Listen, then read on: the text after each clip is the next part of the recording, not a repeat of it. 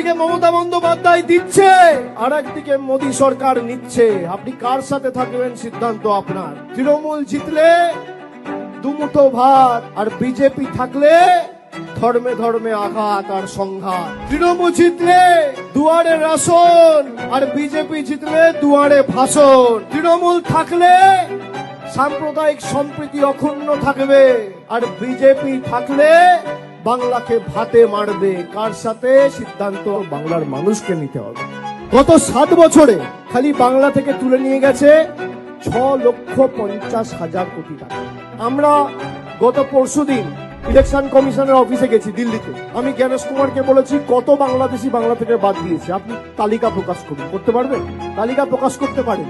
উল্টে আমার দিকে আঙ্গুল তুলে কথা বলছিল যারা সাংসদরা ছিল। আরে আপনি মনোনীত, আমরা নির্বাচিত, আমাদের মানুষ ভোট দিয়ে পাঠিয়েছে আপনাকে। আপনার প্রভুরা চিঠিতে সই করে নোটিফিকেশন ইস্যু করে পাঠিয়েছে। দুটোর মধ্যে পার্থক্য রয়েছে। আপনি কার উপর আঙ্গুল তুলে কথা বলছেন? তৃণমূলের লোকেরা আসবে, জোর জবরদস্তি চোখ দেখিয়ে কথা বললেই এরা ব্যাগ ফুটে চলে যাবে। বাঙালি কি বুঝিয়ে দিয়েছে। তৈরি থাকো। আজ অভিষেক ব্যানার্জি গেছে, পরে মমতা ব্যানার্জি যাবে। তখন কে বাঁচাবে? পালানোর পথ খুঁজে পাবে না।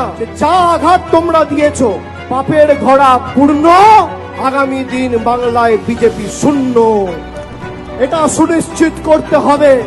বাংলার উপর হামলা, বাংলার উপর আঘাত, বাংলার উপর মার, বাঙালিকে কষ্ট দেওয়া, প্রাণে মারা। আরে আমরা ঘাস ফুলের দল, কাটবে যত, বাড়বো তত, ফুটবে তত ফুল, রক্ত দিয়ে লিখে যাব আমরা তৃণমূল।